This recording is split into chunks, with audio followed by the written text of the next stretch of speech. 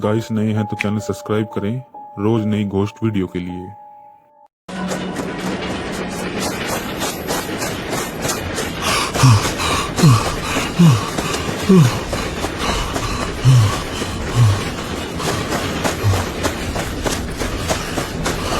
मैं ट्रेन के अंदर भागते भागते भागते भागते 2 कोचेस पार करके तीसरे में पहुंचा।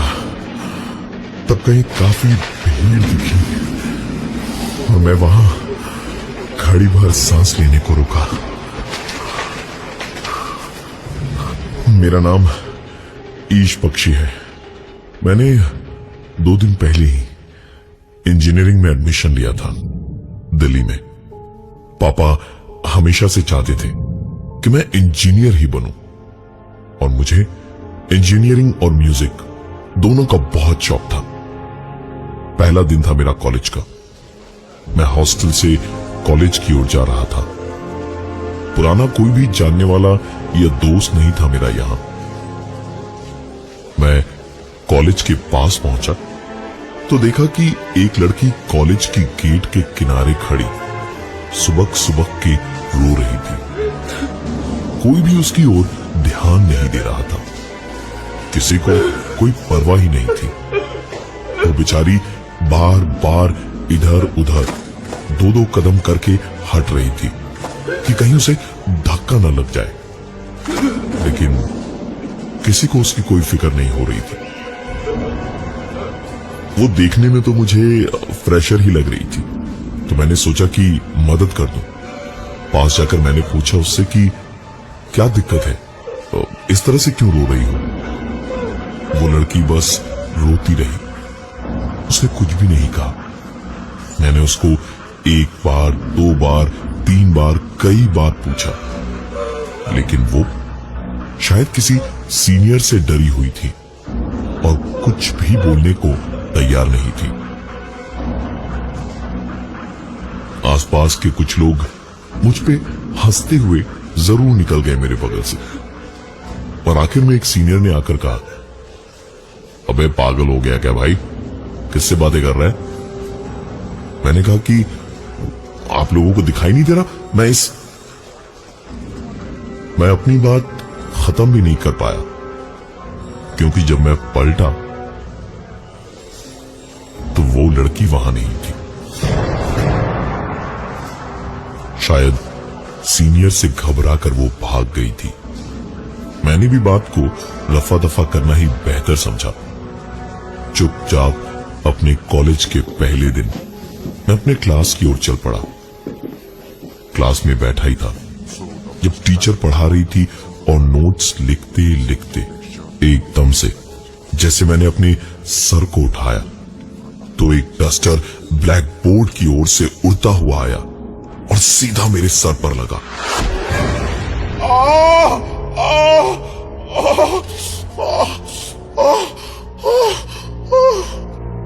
चोट इतनी तेज लगी थी कि मेरे मुंह से चीख और सर से खून निकल आया। मैं अपना सर पकड़कर जोर जोर से चिल्ला रहा था कि तभी टीचर ने मुझसे पूछा, आर यू ओके? तो मैंने भी सर की चोट दिखाकर कहा, ये देखिए किसी ने डस्टर से मारा मुझे। और ऐसा करते ही मुझे समझ आया कि दर्द तो था ही नहीं और ना ही मेरे सर पर चोट लगी थी। इतना बड़ा वहम कैसे हो सकता है? मैं तुरंत उठकर क्लास से बाहर निकल गया और वापस हॉस्टल की ओर जाने लगा कि तभी रास्ते में अचानक मेरे माथे से नीचे नाक पर एक खून की बूंद मेरे शर्ट पर गिरी और तेजी से खून बहने लगा। इस सर में बहुत जोर का दर्द होने लगा।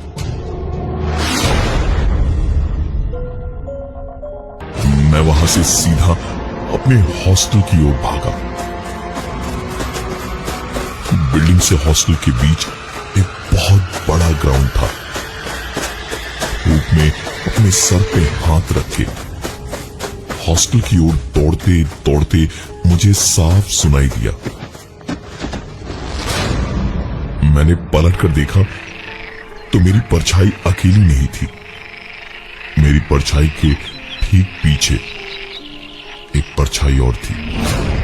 सर से बहता खून जैसे अचानक गर्म नहीं, बर्फ सा ठंडा लगने लगा। मैं उस परछाई को देखता हुआ 2 कदम चला तो वो परछाई भी मेरे साथ साथ 2 कदम आगे बढ़ी।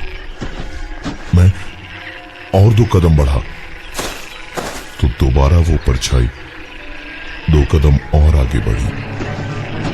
अब कुछ ज्यादा ही हो गया था। मैं भागता हुआ कॉलेज के गेट की तरफ जाने लगा और मेरे पीछे पीछे वो परछाई भी अपने कदमों की आवाज के साथ साथ आती रही। गेट के पास पहुंचते पहुंचते मैं पलटा तो देखा पीछे परछाई नहीं थी, लेकिन तभी लगा जैसे सामने से किसी ने जोर से मेरे पैर में लात मारी और मैं मुंह के बल गिरा। उठ के देखा वो परछाई मेरे सामने ही थी। मैंने पूरी हिम्मत इकट्ठी करी और वहां से भागा और राहत मुझे तब मिली जब देखा कि कॉलेज गेट के बाहर आते के साथ ही वो परछाई वहीं रुक गई। सुकून की सांस किसे कहते हैं मुझे उस दिन समझ आया। कॉलेज से बाहर निकल के सीधे हॉस्टल के अपने रूम में पहुंचा। कुछ देर मैंने नजर इधर उधर रखी तो समझ आया कि मुझे अब डरने की जरूरत नहीं थी। वो रात बड़ी आराम से गुजर गई, कोई दिक्कत नहीं आई। लेकिन अगले दिन मैं वापस जब कॉलेज गया तो गेट पर एक बार फिर से वही लड़की रोती हुई खड़ी दिखाई दी। मैंने अपनी नजरों को फेर लिया और चुपचाप वहां से आगे बढ़ गया। लेकिन आज इतना आसान नहीं लग रहा था। वो लड़की रोती रोती मेरे पीछे आती रही। मैं और तेज तेज चलने लगा अपने क्लास की ओर।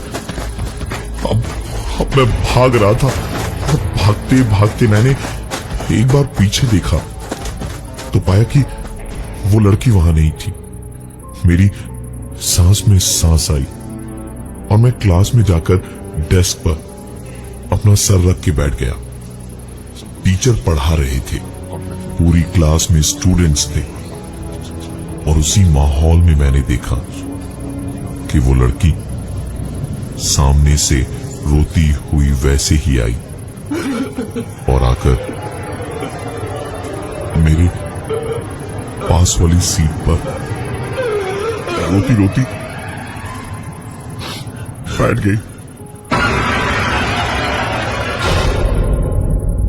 मैं वहां से उठ के कॉलेज के बाहर भागा। एक दिन पहले जब ऐसा हुआ था तो वो कॉलेज से मेरे हॉस्टल के रूम तक नहीं आ पाई थी। लेकिन आज मेरे कदमों की आवाज के साथ साथ दूसरे कदमों की आवाज रुक ही नहीं रही थी। पहले हॉस्टल तक, फिर रूम तक वो मेरे पीछे पीछे आती रही। हॉस्टल पहुंच के अंदर घुसने की मेरी हिम्मत नहीं हुई क्योंकि वो लड़की मेरे गेट पर खड़ी थी, वैसे ही रोती हुई।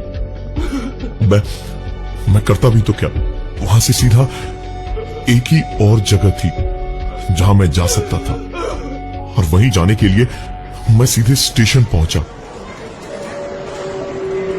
घर के लिए ट्रेन खड़ी ही थी प्लेटफॉर्म पे, लेकिन टिकट लेकर ट्रेन तक जाऊं इससे पहले ही ट्रेन चल पड़ी।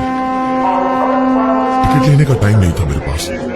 चलती हुई ट्रेन किसी तरह पकड़ी और बेतहाशा पागलपन अब कहीं जाकर थोड़ा शांत हुआ जब यहां इस सीट पर आकर बैठा।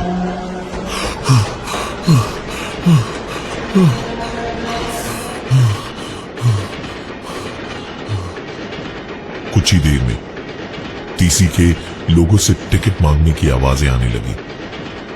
मैंने झांक के देखा तो टीसी पहुंचने ही वाला था मेरे पास।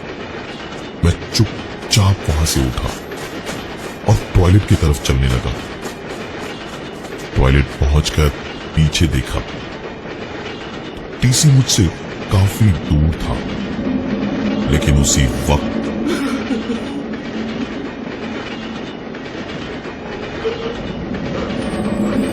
फिर से वही आवाज सुनाई देने लगी, जिससे भागकर मैं यहां तक आया था।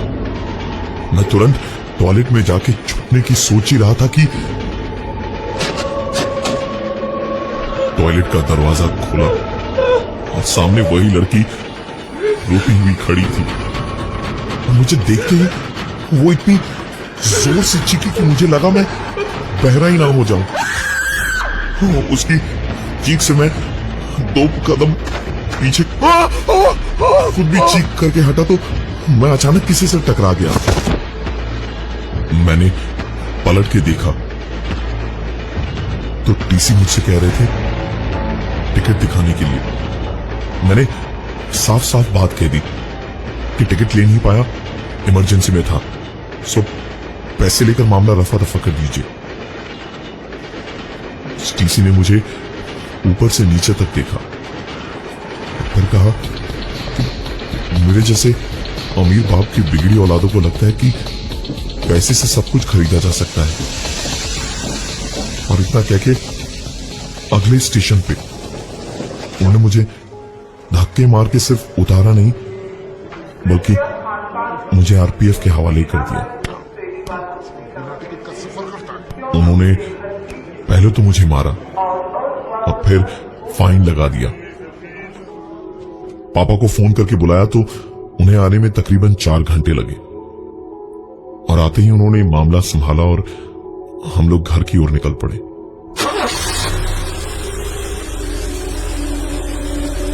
रास्ते भर पापा मुझसे पूछते रहे कि ये सब क्या था, पर मैं उन्हें कुछ बोल नहीं पा रहा था।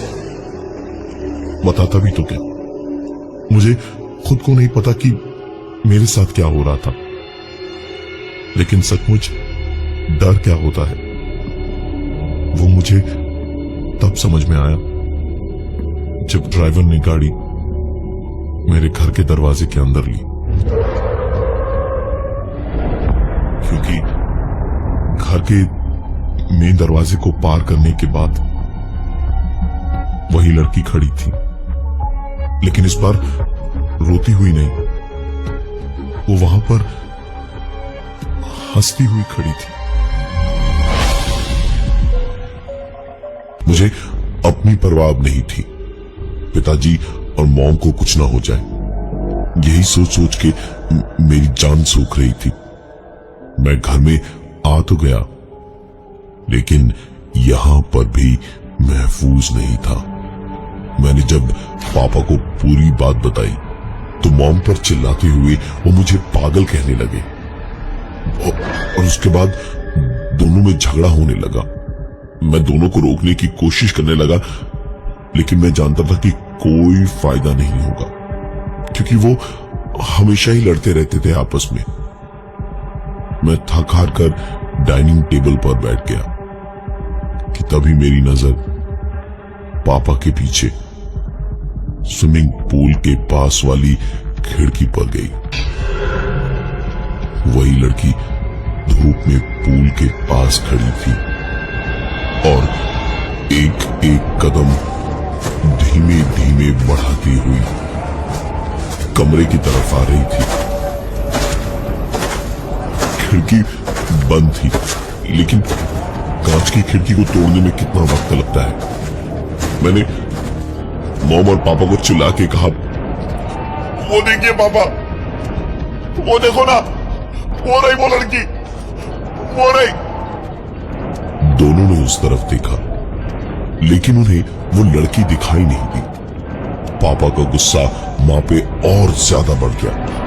वो माँ पे और ज्यादा चिल्लाने लगे और तभी मैंने देखा वो लड़की धूप में थी तो सही, लेकिन उसकी परछाई जमीन पर नहीं थी।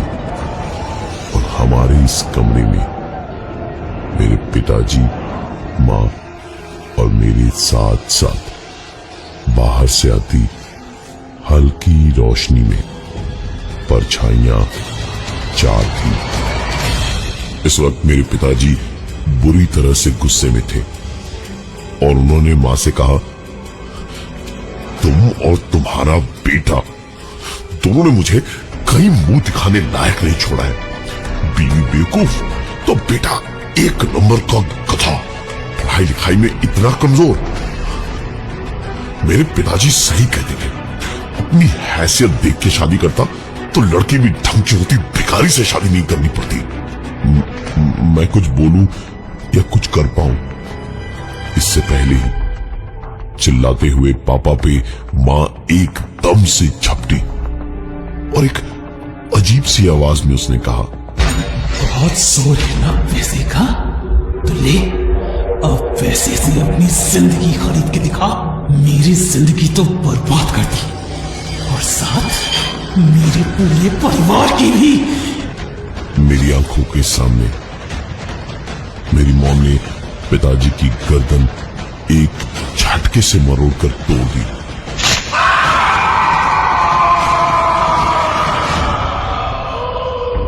मेरी मां के बोलने का वो अंदाज और पिताजी की घुटी हुई चीख मेरे कानों में आज तक गूंजती है। दरअसल मेरे पढ़ाई में कमजोर होने की वजह से पिताजी ने मेरे लिए कॉलेज की सीट पैसों से खरीदी। मेरिट पर नहीं मिला था मुझे कुछ भी, और मुझे सीट देने के चक्कर में जिस लड़की को सीट देकर छीन लिया गया, उसके कर्ज में डूबे बाप ने अपनी बीवी बच्चों को जहर दिया और फिर खुद भी मारा गया। सही कहते हैं, बाप के पापों का फल बेटे को भुगतना पड़ता है। मेरे पिताजी की मौत के बाद वो लड़की मुझे दोबारा कभी दिखाई नहीं दी, लेकिन उस इंजीनियरिंग कॉलेज में जाने की हिम्मत मुझ में आज भी नहीं है।